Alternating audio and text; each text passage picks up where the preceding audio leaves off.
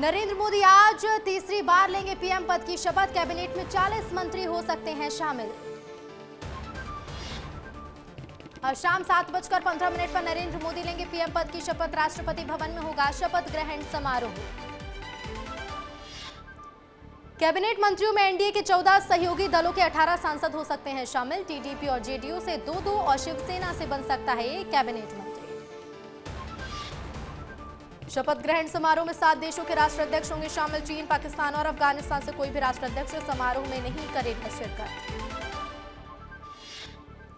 तीसरी बार शपथ लेकर पंडित नेहरू के रिकॉर्ड की बराबरी करेंगे पीएम मोदी। पंडित नेहरू लगातार 3 बार साल 1952, 1957 और 1962 में बने थे प्रधानमंत्री। शपथ से पहले पीएम मोदी ने राजघाट में बापू के समाधि स्थल में किया नमन। साथ ही अटल समाधि स्थल और वॉर मेमोरियल में भी दी पुष्पांजलि। 2024 में महिला सांसदों की घटी संख्या। पिछले लोकसभा चुनाव में महिला सांसदों की थी 78 संख्या, अब केवल 75 है महिला सांसद, जबकि पुरुषों की संख्या 468। सुदर्शन पटनायक ने सैंडार्ड से पीएम मोदी को दी शुभकामनाएं। नरेंद्र मोदी की शपथ ग्रहण समारोह से पहले अपनी कलाकारी से प्रधानमंत्री मोदी का 3.0 का बनाया सैंडार्ड। शपथ ग्रहण समारोह से पहले राजधानी दिल्ली में प्रधानमंत्री नरेंद्र मोदी के लगाए गए पोस्टर्स।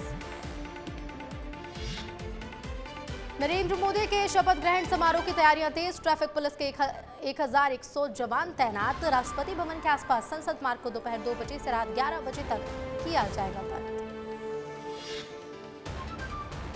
कांग्रेस वर्किंग कमेटी की बैठक में नतीजों पर किया गया मंथन। सभी की सर्वसम्मति से राहुल गांधी को नेता विपक्ष बनाने की मांग की गई।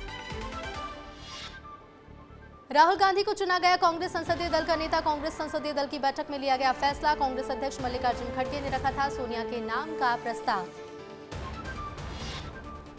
कांग्रेस नेता लक्ष्मण सिंह ने पीसीसी चीफ जीतू पटवारी पर कसा तंज। जीतू पटवारी के पोस्ट पर किया रिप्लाई। सोशल मीडिया एक्स पर लिखा, सिर्फ मार्गदर्शन लेते रहोगे, अपने पैर पर भी खड़े होगे।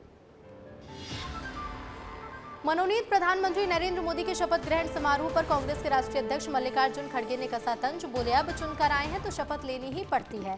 समारोह के निमंत्रण पर कहा, मुझे नहीं पता। सोनिया गांधी को कांग्रेस संसदीय दल का चेयरपर्सन बनाने पर कांग्रेस नेता अधीर रंजन चौधरी ने कहा, ये स्वाभाविक है, सब चाहते हैं कि राहुल गांधी विपक्ष के नेता बने। नतीजों के बाद यूपी में भी सियासी गहमागहमी। सीएम योगी ने मंत्री के साथ की बैठक। अखिलेश यादव छोड़ेंगे विधायक का पद, दिल्ली में करेंगे सियासत।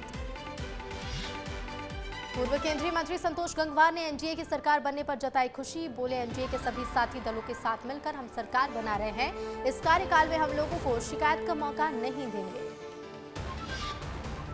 दिल्ली में राजद नेता मीसा भारती ने पीएम मोदी पर साधा निशाना। कहा, देश की जनता नहीं चाहती नरेंद्र मोदी पीएम ना बने, लोगों को इकट्ठा करके वे सरकार बना रहे हैं। मध्य प्रदेश सरकार के मंत्री कैलाश विजयवर्गीय ने राहुल गांधी के नाम पर ली चुटकी। बोले, राहुल गांधी सदन में बैठेंगे तो संख्या अच्छी रहेगी, क्योंकि पता नहीं कब क्या मिमिक्री कर दें। दिल्ली में अमेठी से सांसद किशोरी लाल शर्मा ने अपनी जीत की जताई खुशी। कहा, मैं बहुत खुश हूं, सोनिया गांधी के मार्गदर्शन में संसद में सांसद के रूप में करूंगा काम। राजस्थान में महसूस हुए भूकंप के झटके। करीब देर रात 11:47 पर आए भूकंप के झटके। 10 सेकंड तक भूकंप के कंपन को किया गया महसूस। रिक्टर स्केल पर भूकंप की तीव्रता 3.9 मापी गई। दिल्ली में गहराया जल संकट। टैंकर्स के जरिए लोगों को पानी की आपूर्ति। छत्तीसगढ़ से गुजरने वाली 24 ट्रेनें हुई रद्द। मुदरिया स्टेशन में तीसरी लाइन कनेक्टिविटी के चलते ट्रेन रद्द। 13 जून से 20 जून तक रेल व्यवस्था रहेगी प्रभावित। नरेंद्र मोदी के शपथ ग्रहण समारोह को लेकर तैयारियां खास। दिल्ली को नो फ्लाइंग जोन किया गया घोषित। समारोह को लेकर दिल्ली पुलिस ने जारी किया नोटिफिकेशन। असम के सीएम हेमंत बिस्वा शर्मा ने अयोध्या के हनुमानगढ़ी मंदिर में टेका माथा। रामलला के किए दर्शन, मंदिर में की पूजा अर्चना। बीजेपी के राष्ट्रीय अध्यक्ष जेपी नड्डा ने बीजेपी सांसद अमित शाह से उनके घर पर की मुलाकात। शाह के आवास पर पार्टी के राष्ट्रीय महासचिव बीएल संतोष के नेतृत्व में हुई बैठक। शपथ ग्रहण समारोह से पहले बिहार के मुख्यमंत्री नीतीश कुमार ने दिल्ली में पूर्व राष्ट्रपति रामनाथ कोविंद से की मुलाकात। उत्तर प्रदेश के अयोध्या पहुंचने पर असम के मुख्यमंत्री हिमंत बिस्वा शर्मा ने कहा 542 सीटें हैं, कुछ जीतेंगे कुछ हारेंगे तो क्या दिक्कत है। नरेंद्र मोदी भगवान राम के आशीर्वाद से तीसरी बार बनने जा रहे हैं प्रधानमंत्री। उत्तर पूर्वी दिल्ली लोकसभा क्षेत्र से बीजेपी के विजयी उम्मीदवार मनोज तिवारी का बयान आया सामने। बोले, कल पीएम मोदी तीसरी बार इस देश के पीएम पद की शपथ लेंगे। मेरा विश्वास है कि ये 5 साल देश के लिए उड़ान का समय है, बहुत कुछ देश सकारात्मक देखेगा। बिहार के उप मुख्यमंत्री सम्राट चौधरी का बड़ा बयान, कहा हमने चुनाव के पहले सभी लोगों के साथ गठबंधन किया है, सबके साथ विकास की बात है। बिहार का विकास, आंध्र का विकास, देश का विकास और देश की समृद्धि के लिए नरेंद्र मोदी करेंगे काम। कांग्रेस के बयान पर जेडीयू नेता राजीव रंजन सिंह ने किया पलटवार, कहा जब कांग्रेस को अंगूर नहीं मिले तो अंगूर खट्टे हैं। नीतीश कुमार और चंद्रबाबू नायडू पर एनडीए के निर्भर होने का कांग्रेस ने दिया था बयान। शपथ ग्रहण समारोह से पहले बोले कर्नाटक के पूर्व सीएम बीएस येदियुरप्पा, कहा लोगों ने हमारी उम्मीदों से कहीं अधिक हमारा समर्थन किया। मैं यहां कल प्रधानमंत्री नरेंद्र मोदी के शपथ ग्रहण समारोह के लिए आया। पार्टी की सीडब्ल्यूसी बैठक के बाद बोले कांग्रेस नेता केसी वेणुगोपाल, कहा सीडब्ल्यूसी ने सर्वसम्मति से राहुल गांधी से लोकसभा में विपक्ष के नेता का पद संभालने का अनुरोध किया। राहुल गांधी संसद के अंदर इस अभियान का नेतृत्व करने के लिए सबसे उपयुक्त व्यक्ति हैं। सीडब्ल्यूसी की बैठक खत्म होने के बाद बोले कांग्रेस नेता अधीर रंजन चौधरी, कहा सबने यही बोला कि राहुल गांधी नेता प्रतिपक्ष बने और यही होना चाहिए। कांग्रेस नेता राहुल गांधी को नेता प्रतिपक्ष के सवाल पूछे जाने पर तिरुवनंतपुरम लोकसभा सीट से कांग्रेस के विजयी उम्मीदवार शशि थरूर ने कहा उन्हें यह जिम्मेदारी स्वीकार करनी चाहिए। सीडब्ल्यूसी की बैठक से पहले कांग्रेस नेता गौरव गोगोई ने की राहुल गांधी की तारीफ, कहा राहुल गांधी ने जनता का विषय हमेशा उठाया, उन्हें नेता प्रतिपक्ष जरूर बनना चाहिए। सीडब्ल्यूसी की बैठक से पहले बोले कांग्रेस नेता राजीव शुक्ला, कहा यह स्पष्ट बहुमत की सरकार नहीं, जनता ने एक मजबूत विपक्ष दिया है और विपक्ष जनता के मुद्दों को उठाता रहा है।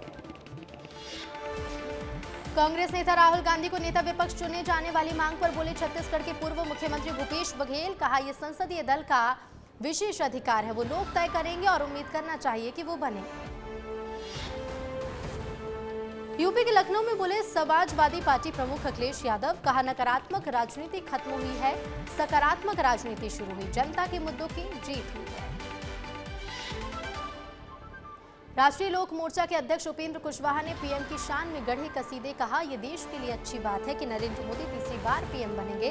बिहार भी विकसित राज्य होगा, ये देश के लिए शुभ घड़ी है, सब लोगों के सहयोग से चलेगी सरकार।